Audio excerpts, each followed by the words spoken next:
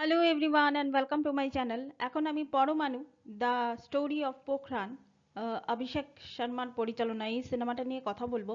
এই সিনেমায় মুখ্য চরিত্রে যারা যারা ছিলেন, জন Abraham, Diana panty, Boman Irani সহ আরও অনেকে। এই সিনেমার বাজেট বলা হচ্ছে যে 35 ক্রোর এবং এই সিনেমাটা কালেকশন করেছে 91.38 ক্রোর। তো আমি সিনেমাটাকে একটা সুপারহিট সিনেমা আমি বলতে পারি।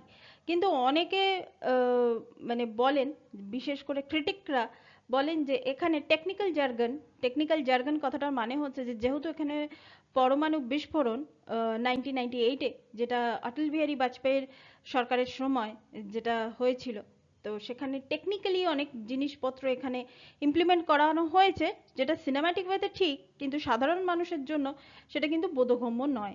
এবং আমি সিনেমাটা দেখে আমি যেটা বুঝলাম যে সেটা মানে একদমই ঠিক।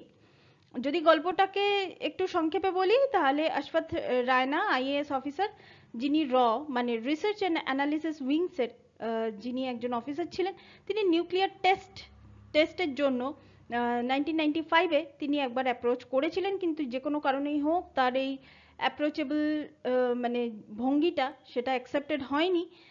তো তারপর তার জীবনে অনেক ঘটনা ঘটে যায়। তারপর 1998-এ শ্রী অটল বিহারী বাজপেয়ী যখন আমাদের দেশের প্রধানমন্ত্রী ছিলেন, সেই সময় তিনি ভিএআরসি মানে Bhabha atomic research centre, DRDO, defence research and development organisation, Indian army and Indian space agency, IB intelligence bureau, এই এতগুলো অর্গানাইজেশন নিয়ে তিনি পরমাণু বিস্ফোরণ, যেটাকে আমরা বলি যে পরমাণু বিস্ফোরণের গল্প, স্টোরি অফ পোখরানে যে নিউক্লিয়ার টেস্ট হয়েছিল, তো সেটা তিনি করেন।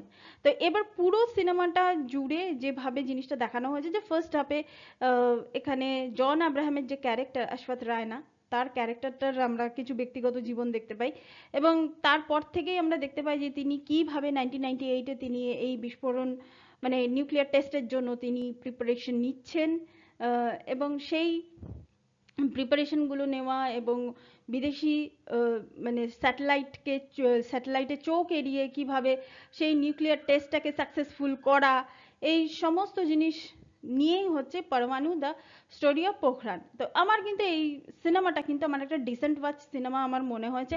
এই সিনেমাটা আপনারা একবার রিভিজিট করলে করতেই পারেন। এখানে জন আব্রাহামের অভিনয় তো ভালো লেগেছে, বোমান ইরানি যতটুকু ছিলেন ভালো লেগেছে, ডায়ানা পিন্টিকে উনি বেশিক্ষণ ছিলেন না, উনিও ছিলেন না, কিন্তু যেটুকু সময় ছিলেন আমার ডিসেন্ট লেগেছে, খুব ভালো না, ডিসেন্ট।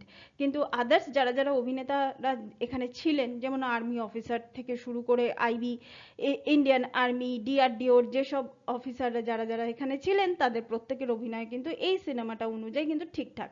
এই যে টেকনিক্যাল জিনিসগুলোকে কিভাবে ইমপ্লিমেন্ট করা এবং সাধারণ উদাহরণ দিয়ে দিয়ে ইমপ্লিমেন্ট করা, সেগুলো কিন্তু এখানে ঠিকঠাকভাবে দেখানো হয়েছে।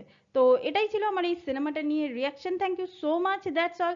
Please keep watching and please subscribe my channel. Till then, good by.